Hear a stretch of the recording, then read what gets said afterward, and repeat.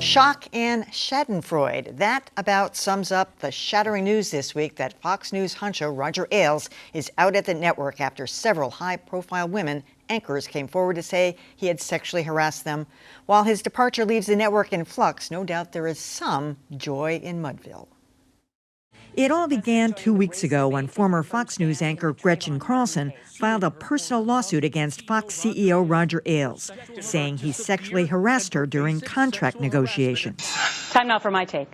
Carlson claims Ailes said to her, "I think you and I should have had a sexual relationship a long time ago. Then you'd be good and better, and I'd be good and better." You guys over there are making some news that I'm sure you don't welcome. A number of high-profile anchors came to Ailes' defense, including Bret Baier. The Roger I know is somebody who's been amazing to me, amazing to a lot of people at Fox. But Gretchen Carlson's lawsuit set off an internal investigation where several other women apparently made similar accusations. Tonight, Megyn Kelly reportedly has been interviewed by investigators within Fox. Kelly allegedly told investigators Ailes sexually harassed her when she was a young reporter at the network.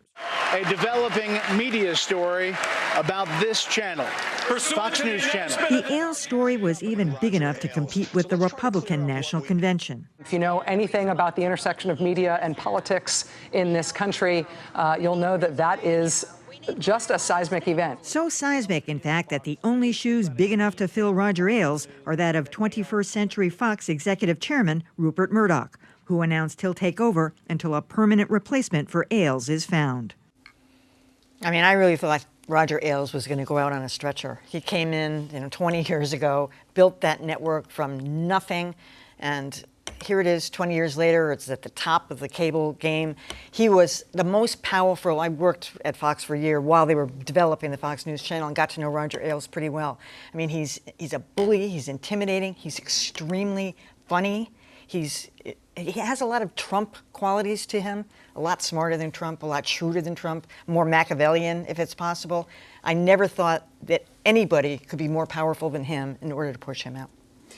You know, this is amazing. I mean, I think it was just a week ago that we were talking about this, and we said unless other women came forward, right, it was likely that he would survive this. Well, all of a sudden, the floodgates opened, and a number of other women have came forward. And you can see that the rules have changed, and the Murdochs understood that, and he's out. It's just incredible. I wouldn't be surprised to see him pop up as a top advisor to Donald Trump. I wouldn't either. Yeah. One of the funniest, weirdest things about this story was that apparently Rupert Murdoch himself had to personally intervene and keep Roger Ailes out of the building because he was trying to round up people to support him on the air. That makes perfect sense. Even as this was almost over. Yeah. I mean, it's just incredible.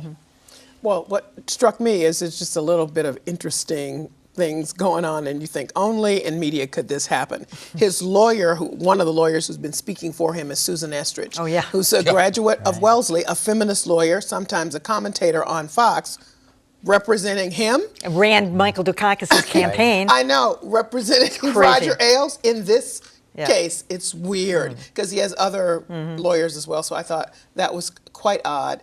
That was, that's part of the plot. I mean, have somebody like that. I know, it just was just very interesting to me. And the fact that Megyn Kelly herself is a lawyer. And remember, we were saying just last week, she hasn't spoken, wondered why. So she clearly was trying to figure out, or had figured out, exactly when and if she would speak. And we still don't know exactly. We hear that she reportedly said whatever. So I think it's fascinating. Pretty obvious she said something. Well, I think that's probably good. And I expect him to start another network. I don't know. That's apparently part of the clause. Sure he can't do that. Oh, I didn't know that. Okay. He's getting a $40 million buyout. He's 76, too. Yeah. It's interesting you mentioned Megyn Kelly because a lot of the speculation now is that what we're going to see, I think, is a seismic shift. The elements were already lining up for a significant change. You've got Rupert Murdoch, of course, who's well into his 80s, and Roger Ailes himself, he's 76. So, and you've got Bill O'Reilly talking about maybe 1 year more for him. So things were really at a point where there's going to be some kind of a significant change. I think what happened with Ailes and why you may have seen the Murdochs move so quickly to put him out, whether they bought him out with $40 million or not, I guess we'll learn. But it appears that what's happening is setting up Fox News to go to Rupert Murdoch's two sons. And the question will be, what direction do they want to take Fox News into? Will it be different? Will they still try to capitalize on the franchise that they have built? But change is no doubt going to happen in a big way.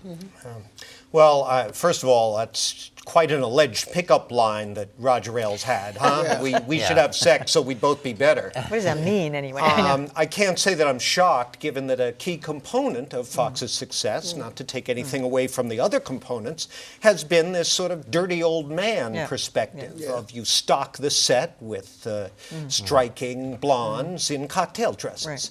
And it has worked. There's no question about it. It's been widely copied throughout the industry. Having said all that, let me just add, this isn't really a media comment, but I'm glad times have changed, as Dan pointed out. Really glad.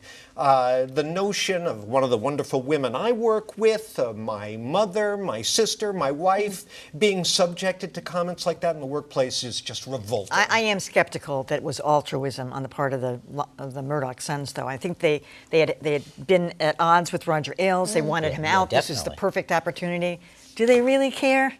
Well, I think they. Megyn Kelly was. I think they care because of their own exposure. If they didn't act quickly on this, because times have changed. I mean, you just can't tolerate this anymore and expect not to get. Because it did happen with her allegedly 10 years ago, not recently. Right. So you'd think they would. But see, I think other things have happened more recently, but those women wouldn't come forward. That's what I think. The only people that felt comfortable, and even some of them were people that it happened many years ago too. And maybe he's not the only frat boy allegedly in the frat house. Well, that's probably true. Absolutely true. Yeah.